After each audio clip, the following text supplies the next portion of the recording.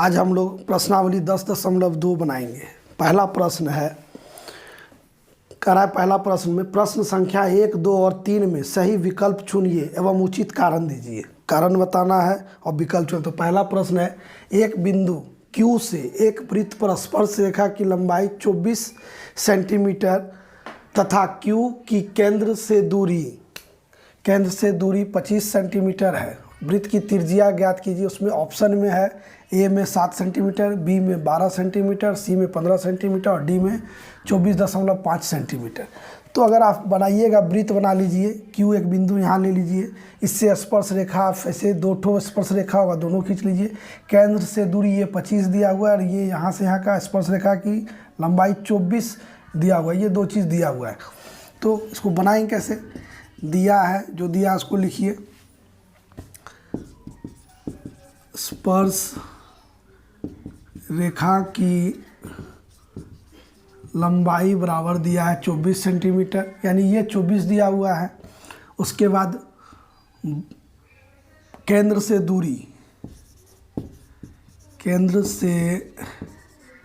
दूरी बराबर दिया है 25 सेंटीमीटर, यानी कि ये दूरी 25 हम जानते हैं क्या जानते हैं?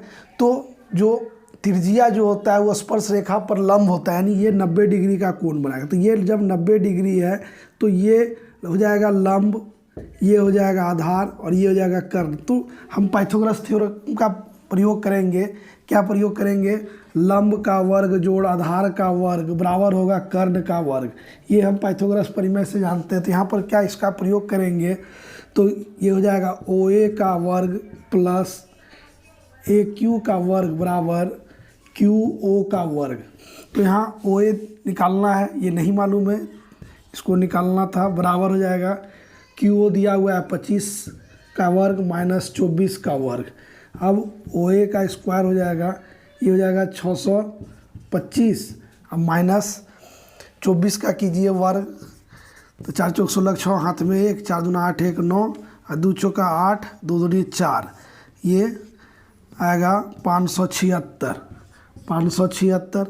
तो OA बराबर हो जाएगा वर्गमूल 625 में 576। आप इस तरह से घटाइए, ये 15 में 6 गया तो 9, 11 में 4, ये 0 तो हो जाएगा 49 का वर्ग। ये सेंटीमीटर यहाँ पर है, सेंटीमीटर वर्ग। तो इसका OA बराबर हो जाएगा 7 सेंटीमीटर। तो क्या हो जाएगा? इसका ऑप्शन ए सही होगा। ठीक है, तो इस तरह से आप बनाइएगा। कारण क्या है? तो ये लिखेंगे यहाँ पे। कारण क्या हो लिखिएगा कि केंद्र जो है, त्रिज्या जो है स्पर्श रेखा पर लंब होता है। और उसके बाद पाइथागोरस परिमेय से, ये पाइथागोरस परिमेय से लिखिएगा। ठीक है, पाइथागोरस परिमेय से ये बना देंगे। तो अगला प्रश्न 2 नंबर 3 नंबर 3 नंबर तक है, तो 2 नंबर फिर बता रहे हैं। प्रश्न संख्या 2 है, आकृति 10.11। तो आप ये चित्र अपने पाठ्य पुस्तक में भी देख सकते हैं। ये चित्र है 10.11 में, ये दिया हुआ है। क्या दिया देखिए, कहता है यदि TP और TQ 2 स्पर्श रेखा है, केंद्र O वाले किसी वृत्त पर 2 स्पर्श रेखाएं इस प्रकार है कि, इस प्रकार क्या है? तो आपको दिया हुआ है, देखिए क्या दिया हुआ है कि एंगल POQ बराबर 110 डिग्री दिया है। ये कोण दिया हुआ है 110 डिग्री।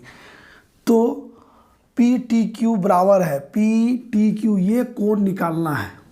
हम जानते हैं, क्या जानते हैं? कि ये कोण जो होगा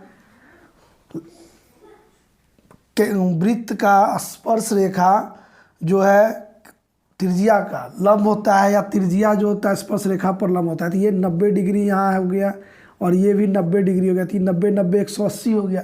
तो ये दोनों आपस में जब समपूरक है तो ये कोण और ये कोण भी आपस में समपूरक होगा।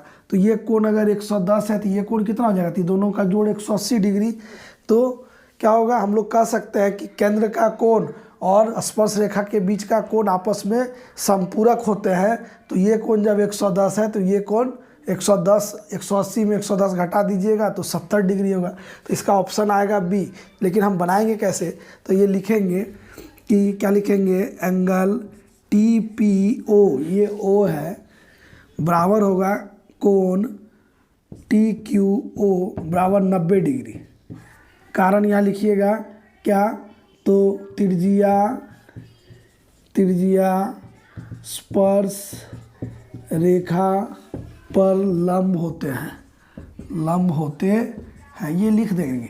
तो ये जब 180 हो गया, ये दोनों कोण का मान 180, किसी भी चतुर्भुज, ये चतुर्भुज है आप देख लीजिए, तो किसी भी चतुर्भुज में तीनों कोण का जोड़ जो होता है 360 होता है।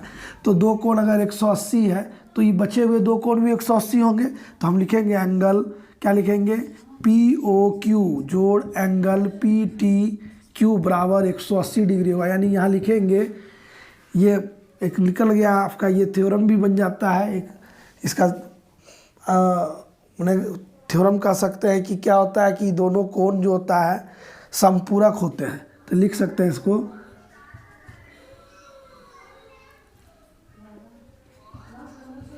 समपूरक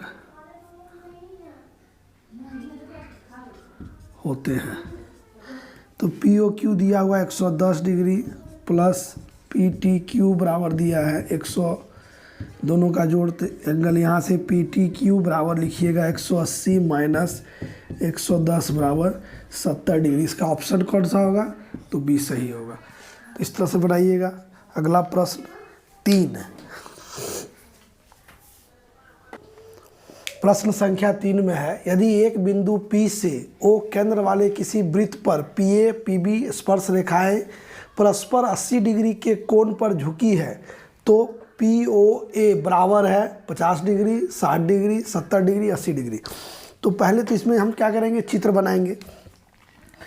एक वृत्त ले लीजिए आप, ठीक है, एक वृत्त ले लेते हैं हम, इसका केंद्र O है, कह रहा है P बिंदु से, यहाँ से बाहर से इस पे दो स्पर्श रेखा है PA और PB।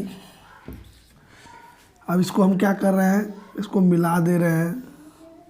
अब इसमें ये कोण कह रहा है, ये कोण कह रहा है, देखिए है ना, POA बराबर है और दिया हुआ है कौन सा कोण, ये आपस में 80 डिग्री पर झुका हुआ, ये कोण दिया हुआ है 80 डिग्री। ये कोण निकालना है, कैसे निकालिएगा,